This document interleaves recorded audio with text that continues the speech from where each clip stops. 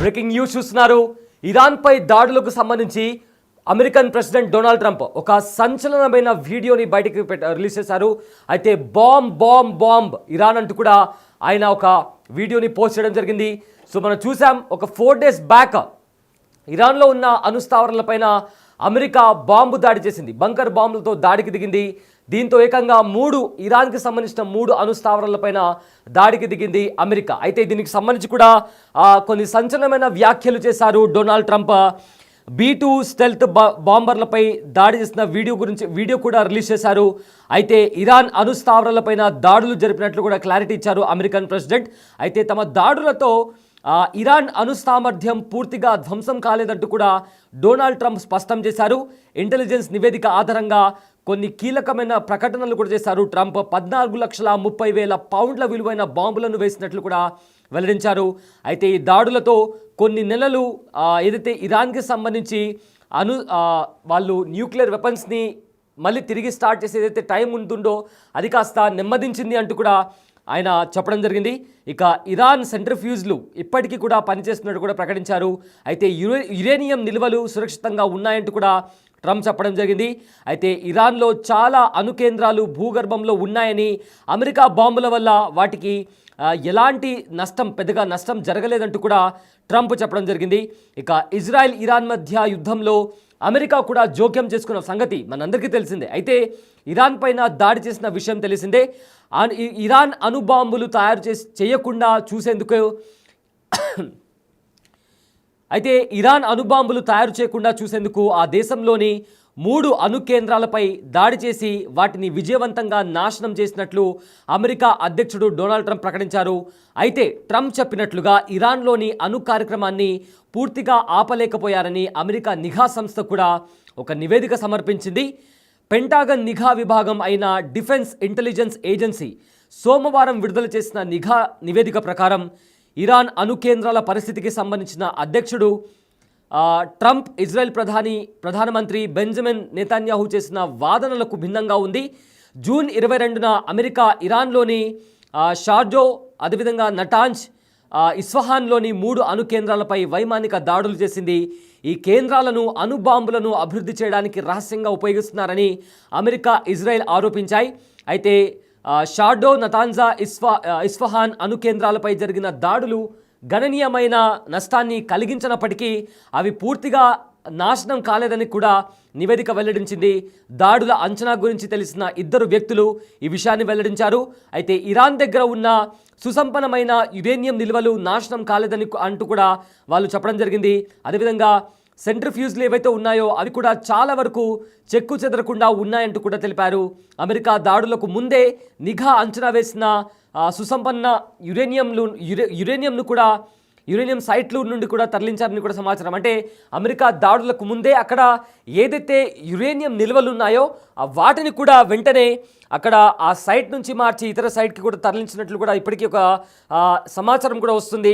అయితే అమెరికా చేసిన దాడులతో ఇరాన్ అణు కార్యక్రమాన్ని కాస్త ఆలస్యం చేయగలిగిందే కానీ దాన్ని ఆపలేకపోయిందంటూ కూడా ఈ నివేదిక చెబుతోంది. అయితే ఇరాన్ అణు కేంద్రంపై అమెరికా వైమానిక దాడులు ఇరాన్ అణు కార్యక్రమాన్ని ఆపలేదు, ఆలస్యం మాత్రమే చేశాయనే వాదనలను కూడా వైట్ హౌస్ తీవ్రంగా తోసిపుచ్చింది.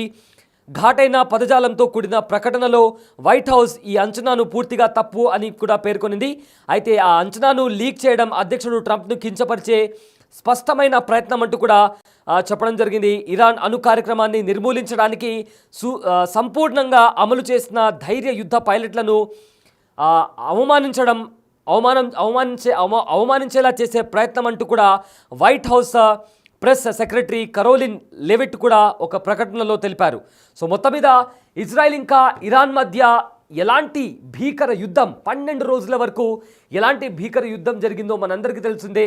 అయితే ఈ యుద్ధానికి ముఖ్య మూలం అంటే ఎందుకు ఇరాన్ పైన దాడి చేసిందనే క్వశ్చన్ రైజ్ అవుతే అందుకు కారణం ఇరాన్ అణుబాంబులను న్యూక్లియర్ వెపన్స్ను తయారు చేస్తుంది. అది తయారు చేయకుండా అంటే ఇరాన్ దగ్గర అణుబాంబులు ఉండకూడదు అని కూడా ఇరాన్ ఇంకా అమెరికా భావించింది. కాబట్టి ఇరాన్ పైన దాడి చేసింది. అంటే ఇజ్రాయెల్ ఇంకా అమెరికా ఇరాన్ దగ్గర ఎలాంటి న్యూక్లియర్ వెపన్ ఉండడానికి అవకాశం లేదు, ఉండకూడదు అని చెప్పి ఇజ్రాయెల్ ఇంకా అమెరికా వీళ్ళిద్దరు కలిసి ఇరాన్ పైన దాడికి దిగాయి. అయితే ముందుగా ఒక 10 రోజుల వరకు ఇరాన్ ఇంకా ఇజ్రాయెల్ మధ్య భీకర దాడులు జరిగాయి.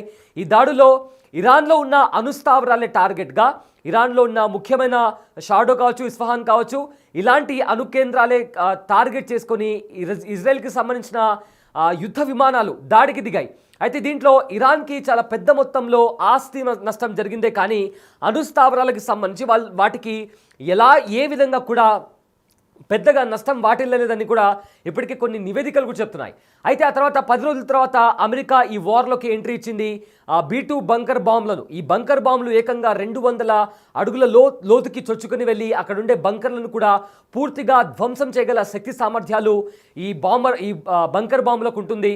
కానీ అవి కూడా ఇరాన్ ఎక్కడైతే యురేనియంని నిల్వ చేసి ఉంచిందో అక్కడ కూడా యురేనియంని వేరే స్థానానికి తరలించారు. సో దీంతో ఇరాన్లో ఉన్న అణుస్థావరాలకి ఎలాంటి నష్టం కూడా జరగలేదంటూ కూడా కొన్ని అంతర్జాతీయ మీడియా కథనాలు కూడా వస్తున్నాయి. అయితే దీనికి సంబంధించి కూడా వైట్ హౌస్ ప్రతినిధి కరోలిన్ కూడా స్పందించారు. ఇది ఖచ్చితంగా అమెరికన్ ప్రెసిడెంట్ డొనాల్డ్ ట్రంప్, అదేవిధంగా ఎవరైతే సైనికులు ఈ ఆపరేషన్లో పాల్గొన్నారో వాళ్ళని అవమానించడానికే ఇలాంటి నివేదికలు బయటపెడుతున్నారంటూ కూడా మాట్లాడారు. అయితే ప్రజెంట్ ఈ యుద్ధం అయితే కేవలం ఇరాన్ని అణు బాంబులు కానీ న్యూక్లియర్ వెపన్స్ కానీ తయారు చేయకుండా ఆపడానికి మాత్రమే వీళ్ళు దాడి చేశారు. కానీ వాళ్ళు ఏదైతే అనుకొని స్టార్ట్ చేశారో అది మాత్రం సాధించలేకపోయారు. అయితే అణు బాంబులు కానీ న్యూక్లియర్ వెపన్స్ కానీ తయారు చేయడానికి అంటే కొన్ని రోజుల వరకు వాళ్ళు దాన్ని హాల్ట్ చేసే విధంగా కూడా ఆపగలిగారు. కానీ పూర్తి స్థాయిలో న్యూక్లియర్ వెపన్స్ తయారు చేయకుండా మాత్రం ఇరాన్ని ఆపలేకపోయారు అంటూ కూడా చాలా వరకు కూడా కొన్ని నివేదికలు కూడా బయటకు వస్తున్నాయి. సో ఇప్పటికే ఆ యుద్ధం, సో మనకు తెలుసు 12 రోజులు ఆ యుద్ధం ఎలా జరిగిందో కూడా తెలుసు. ఇరాన్ కూడా ఏమాత్రం తగ్గకుండా అమెరికా ఇచ్చిన వార్నింగ్ని సైతం లెక్క చేయకుండా మేము ఈ యుద్ధాన్ని స్టార్ట్ చేయలేదు, మా పైన దాడి జరిగింది, అయితే మా పైన జరిగిన దాడిని తిప్పికొట్టే అధికారం, రైట్స్ మాకున్నాయి, సో దాంట్లోనే భాగంగానే మేము ఇజ్రాయెల్ పైన దాడికి దిగాం అండ్ ఖచ్చితంగా ఈ యుద్ధం ఇజ్రాయెల్ ఇంకా అమెరికా స్టార్ట్ చేసింది, దాన్ని మేము ముగిస్తామంటూ కూడా ఇరాన్ చెప్పడం జరిగింది. సో అదేవిధంగా ఇజ్రాయెల్ పైన టేల్ అవీవ్, అదేవిధంగా హైఫా లాంటి ప్రధాన నగరాలపైన ఇరాన్ ఆర్మీకి సంబంధించిన వాళ్ళు బాలిస్టిక్ మిసైల్స్, హైపర్సోనిక్ మిసైల్స్, డ్రోన్లతో, రాకెట్లతో, బాంబులతో, కొత్త రకమైన మిసైల్స్తో కూడా ఇజ్రాయెల్ పైన దాడి చేశారు. ఎలాంటి దాడులంటే ఇజ్రాయెల్లో ఉన్న ఐరన్ డోమ్ సైతం అలాంటి దాడులను తట్టుకోలేకపోయింది. అంటే బేసిక్గా ఈ ఐరన్ డోమ్ అనేది మిసైల్స్ను, రాకెట్స్ను, డ్రోన్స్ను గుర్తించి అవి గాల్లో ఉన్నప్పుడే వాటిని కాల్ చేస్తుంది. అయితే అలాంటి ఐరన్ డోమ్ కంట పడకుండా ఇరాన్కి సంబంధించిన మిసైల్స్ కావచ్చు, డ్రోన్స్, హైపర్సోనిక్ బాలిస్టిక్ మిసైల్స్ కూడా ఇజ్రాయెల్ లోపలికి వెళ్ళి అక్కడ భీకర దాడులు చేసి చాలా వరకు కూడా విధ్వంసం అక్కడ సృష్టించగలిగాయి. ఇజ్రాయెల్లో కూడా చాలా దారుణమైన పరిస్థితులు కూడా అక్కడ నెలకొన్నాయి.